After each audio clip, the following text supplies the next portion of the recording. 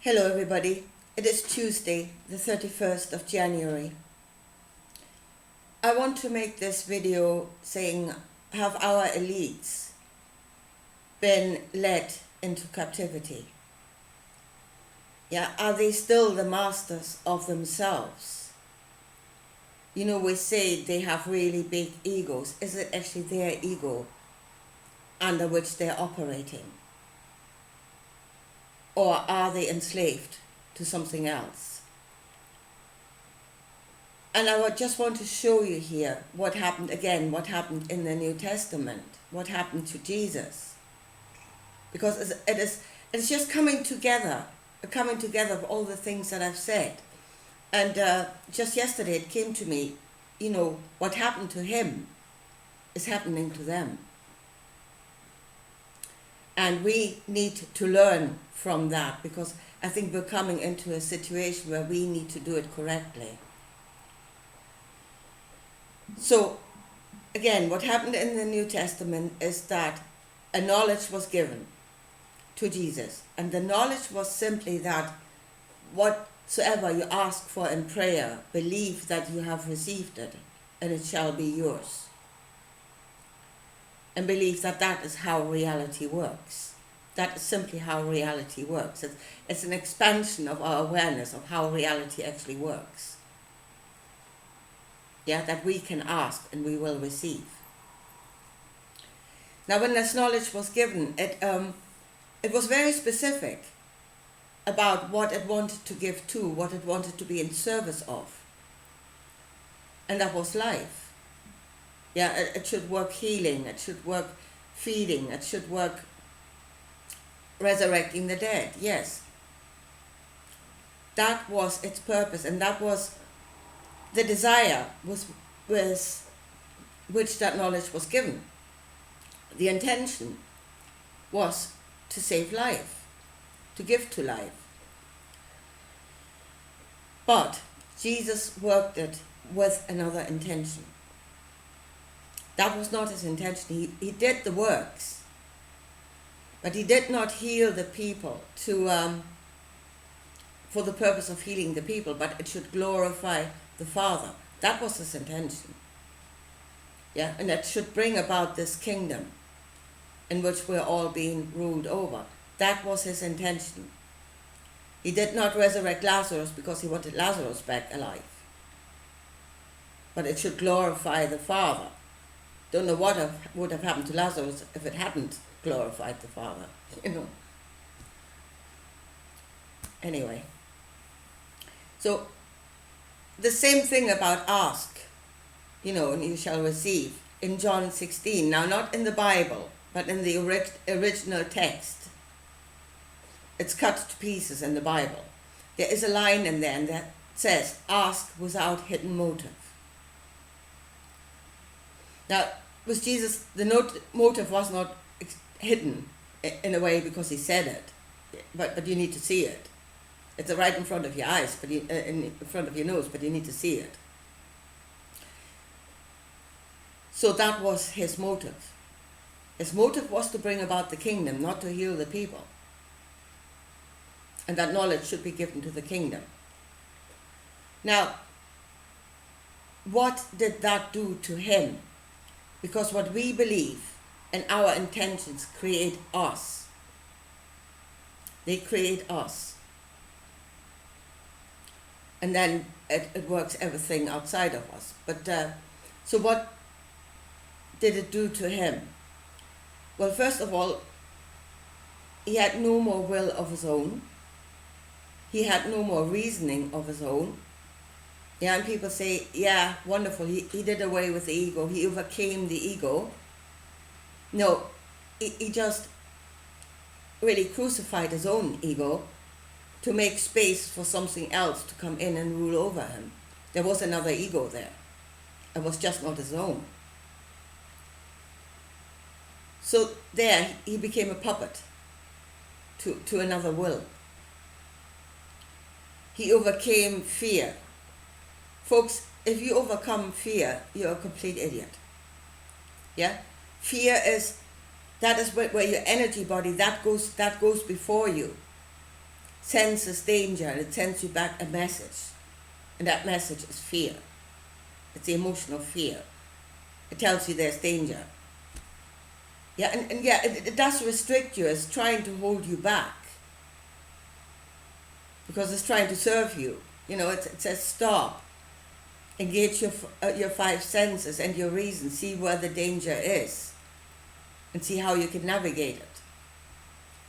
So really, when you overcome fear, you overcome your own early warning system, so to speak.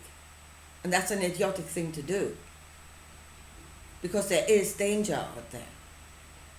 Here and above. So, no more will of his own, no more thought of his own. He had disabled his own early warning system. And he had absolutely lost all sense of self-preservation. And then you're being told that is the perfect human being. Well, not in my book. That is a mindless slave with no sense of self-preservation. And that is not a perfect human being. Anyway, that's what it did to him. So, but I mean, in a way, what actually now is creating the outcome is his intention. See, the knowledge says neither good nor bad. Good or bad comes into how you use the knowledge. And that is your intention. And it's the intention, it would seem, that is creating the outcome, not the knowledge itself. The intention with which it is used to bring about this kingdom. That is what is creating the outcome. So the first thing that went belly up on the way to the kingdom was that Rome got a hold of this. The idea was, and again it was given with the knowledge, that it should be given to all, that everybody should understand, that everybody should work it, that we should continuously pray for one another, give to one another, that we should heal one another. That was the idea. But then when Rome got hold of that, that no longer happen. When Rome got a hold of it, there was, well, if I remember correctly now, I'm not sure, but there would have been about 140 something Gospels. So they had a big stack of documents, all pertaining to this knowledge and how to work it, which is now whittled down to only a few books in the King James, and they kept the rest. Now what's in the King James is enough to serve them to keep the sheep sitting in the church pews, knowing that they're nothing and waiting for Jesus to come back and save them. Yeah, that's all they need to know, and they're doing it in full acquiescence and the glorious hope of salvation. But they kept the rest of the knowledge, and here goes. They started working that knowledge, and that is not only the church, that is the other secret societies like the Freemasons and stuff like that. They are starting to work that knowledge. They kept it for themselves and they started working on it. And I dare say, with the same intention than Jesus had, to rule over. Again, the knowledge clearly said it was not given to rule over, it was given to serve. But they are working it with the same intention, thinking themselves elevated and that they are the ones to rule over. And if the intention did that to Jesus, yeah, and you're doing the same thing again, it will not create a different outcome in the person itself. So as I said, Jesus ended up with no will of himself, no rational thought of himself, switched off his sense of danger, and really had no sense of self-preservation anymore. And if that's what it did to him, that's what it's doing to them. They're working with the same text that will create the same outcome in them. So that's why I said, are they actually the great egos that are the masters of themselves? Or has their ego stepped aside and they're now being ruled over by something else? Same as Jesus was. I had a conversation with my friend yesterday. And I said to her, they are just like him. They have no sense of self-preservation. I mean, they are destroying this world. There's no sense of self-preservation. And my friend said, oh, yes, they do.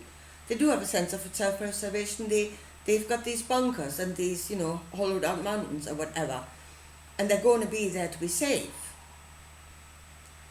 And I was thinking, well, that might pass as a sense of self-preservation in a very distorted and twisted way.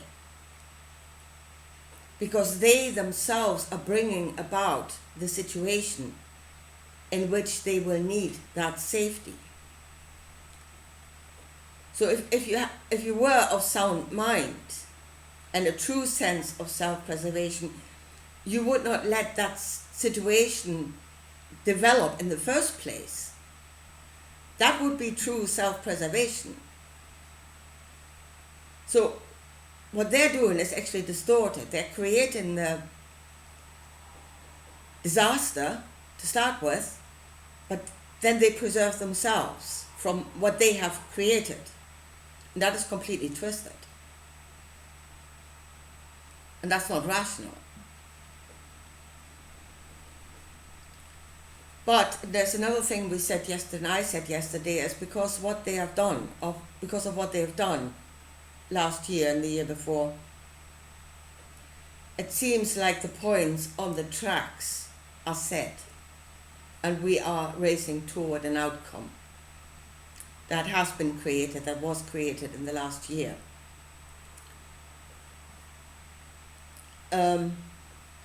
And yeah, we might be driven now into a situation where the knowledge that was given, the knowledge of healing, where we will need that, where we will need a miracle. Because I think there is a chance that an awful lot of people will be dying, and humanity will be driven to the edge of extinction. Not only by what they've done in the last year, but also compounded by the change in climate, which it would appear is going to be worked through the CO2 levels, which if they're very low, it will make this world an extremely cold and inhospitable place. So there's kind of a double whammy coming toward us. And we might need that knowledge that was given. I think we will need that knowledge, but we need to work it correctly. And here's the thing. Well, it says that those that lead into captivity will go into captivity, which is what has happened to them. Yeah? They use that knowledge with the intention of keeping others captive or ruling over them. And it's leading themselves into, just been bitten by the cat, sorry. And it's leading themselves into captivity. So how do we work this, where that does not happen to us, where we can work the knowledge so that it should work what it was intended to do, and not add to destruction by using it in the wrong way? I mean, in a way, there's a mechanism in that knowledge that if you use it in the wrong way, it will destroy you. It does not allow itself to be used in the wrong way. It will destroy that which uses it in the incorrect way. So, how do we avoid this? How do we do it correctly? And I was thinking it is really, first of all, ask without hidden motive. That is, your intention. If you want to heal, that should be your intention. And the healing should not serve something else. But, straightforward. That's why you're asking. So that's the first thing. And I was thinking about the people, again, that Jesus was directed to give that knowledge to. And he was directed to give it to fishermen, to ordinary folk. Yeah, that knowledge should be in them. So why is that? And I think because they were still very close to what is natural man. So this knowledge was given to humanity, and in order to work it correctly, you need to be human. So they were very close to natural man, that is, they were not corrupted by so-called higher knowledge, and they were not corrupted by false morals. And it's the false morals that are really the next stumbling block. Moral, what is good and bad, should come out of the knowledge of yourself. You know what is good and is bad according to yourself. And you see it in others, and you know your neighbor as yourself. He's not that different from you. So what we should ask for should come out of that knowledge of good and bad. But there is again what creates a distortion, and that is good and bad according to something else. See, to Jesus, good and bad became what serves the kingdom and what doesn't. No longer good and bad according to a human being, but according to the kingdom. I was listening to, and I think a lot of you have done, listened to what Project Veritas has put out in the last few days. And there was a comment from Robert Malone, Dr. Robert Malone, in that, when he said the guy in that video seems to have no moral compass. Actually, he does. And it's just not the moral compass of a human being. To him, good and bad is what serves the company. Yeah, it is the intention of the company to make money, and good and bad to him is what serves that purpose. Again, and those are false morals. Or what is good and bad according to your country. Yeah, your country will send you to war and say you can obliterate thousands, and that is morally justifiable. Yeah, I declare that good because it serves the country. But that is not good and bad, again, according to a human being. So there our moral compass must come out of ourselves and cannot come from anywhere else. And there must be a sense of justice, a true sense of justice, of good and bad again. Yeah? And it's not if my neighbor does bad again and again and again. I just forgive him. And I let him go on doing all the bad things that he's doing, and I'm just,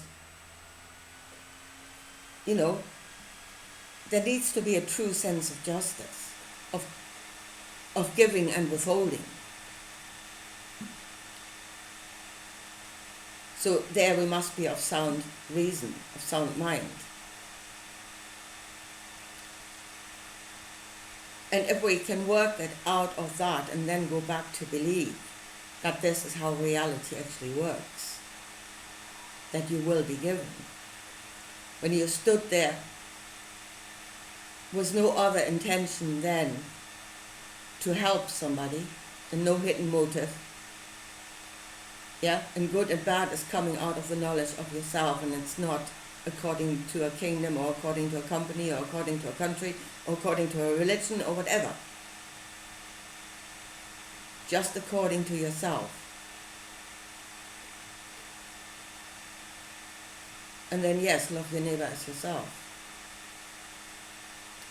And I think then we can work it correctly. And I think, as I said, I think we're coming to a place where we might need that knowledge. We might need to believe on that knowledge. That might be our only way out. Because it would appear that the points and the tracks have been set by the lunatics that are no longer, I believe, no longer the masters of themselves. They're being ruled over by something else. And because they did according to Jesus, and it created the same outcome in them that it created in him. So I think this is something that we need to really humanity needs to look at the story the right way and see what actually happened there, and not shout glory hallelujah when somebody is turning himself into a complete mindless slave and saying that is the greatest state a human being can be in. It's not. We must be of sound mind. And we must say I am and I know good from bad. And we must stand in our own strength and ask, and then ask correctly. Anyway, I leave it at that for today, and I talk to you again soon. Bye.